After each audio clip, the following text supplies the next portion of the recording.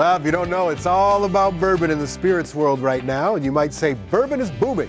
The sales for premium American whiskey have grown by 141% in the last 5 years, and with some bottles selling for thousands of dollars. People love their bourbon, and becoming an aficionado is quite the modern hobby. Corey Abdo is the manager, and Michael Rain is the executive chef at Nicollet Island Inn. We're going to do some cooking. We're going to do a little bit of drinking and tasting and understanding bourbon a little bit. Thanks for being here, man. Yeah, absolutely. Cheers. So tell me a little bit. I'll take a sip after I ask you a question. Tell me a little about the bourbon scene right now. People might be confused getting into it. They may not know exactly what's great, what's decent, what's not. Give people an orientation, please. Yeah. So kind of like wine, I'd say it's all about preference of flavor for you. Some people like, a bourbon that's a higher proof. Yeah. They like the 120 plus proof. Some people like your standard 80 proof. Knob Creek's where to go for that one, yeah? Yeah, absolutely. That's got the booze.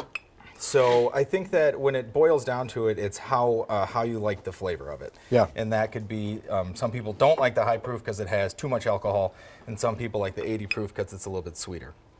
So the ones that we have here are all the hard ones to get that everybody's kind of clamoring for. How does bourbon differentiate itself from other whiskeys, from Irish whiskey, Scotch, etc.? So bourbon has to be, well, there's a few rules about it. One, people say it has to be from Bourbon County or in Kentucky, has to have the limestone water, and has to be aged in new French oak, American oak. And it has to be corn, right? Majority corn? Majority corn. Bourbon out of Kentucky is usually, has to be 51% corn or more. And when it's big and it blasts you like that, like other whiskeys don't hit you as fast. Is that the oak? Is that what's punching you in the face, or is it just the high booze content, or what? Sometimes it's the high booze content and how long it's been aged. You'll get more of that oak as it's aged longer. Okay, well, appreciate it. We'll get another question in a sec. Let's go over to Michael. Chef, what do you got going over here now? Oh, we're gonna make a peach bourbon delight.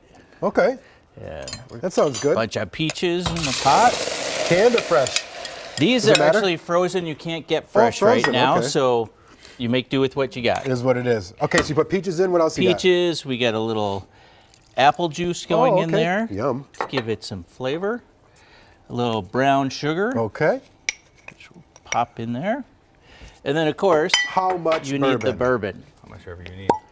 You going in, like, does it, Oh yeah. from a flavor standpoint, what does bourbon Gotta add go to with your the bourbon. dishes? Oh, it's a huge flavor Bourbon difference flavor, with Bobby? the Smart Alec back there. a little bit of a citrusy kind of mix with the bourbon just melds itself together. And it's when beautiful. this cooks in the pot, does the booze cook off? It does cook off, but Yeah. you really get a lot of flavor out of it. Okay. And the this is final what it'll product, come huh? out like. Okay. Then we're going to put it into these little. Excellent. Well, we'll keep the camera Pots? on you while I ask another bourbon question, 'cause that looks Absolutely. fantastic. High-end bourbons, medium, lower end. Like, what's the deal with some of these? They're going crazy right now, right? Like, some of these old Rip Van Winkles go Yeah. for thousands. Yeah, absolutely. So a lot of these are from the Buffalo Trace Distillery, and I think it just has to do with the availability. They're just super limited. Yeah. And people just, you read about them, you see them on TV, you see them in movies, and then that's what you want, right? So you try to find it, and you can't. And then the people who are selling them know that they're highly allocated, which means hard to get. When people come out to your bar, what separates it? You obviously have a killer selection. Well, the fact that we're a building that was built in 1893 in the middle of the Mississippi is kind of a good point to start.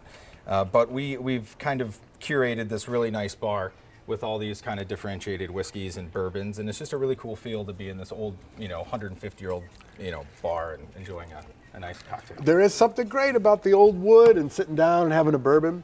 This is the final product right This here, is Chef? the final product. Okay, what's this called? Describe it, please, sir. It's the bourbon peach delight. Ah, okay. Good. Can I serve one to my pals back here? Absolutely. Is it ready to go? Ready to go. All right.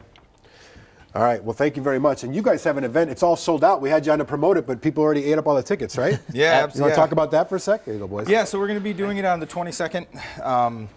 We call it the Bourbon Buyout because we're shutting down the whole property for the people coming in to enjoy. So the hotel shut down just for them, the restaurant is shut down just for them, and we're hoping to do it, annually. Okay. That'd Well, be cool. congratulations on Thank you. on the sellout. That's fantastic. Appreciate it. Hey, Nicollet Island Inn is located at Merriam Street. It's in Minneapolis. We got a link to the recipe. It's at care11.com. How is it, guys? Very good. Very good? We get dessert, you get bourbon. Well, no one said it was fair, right? We'll be right back.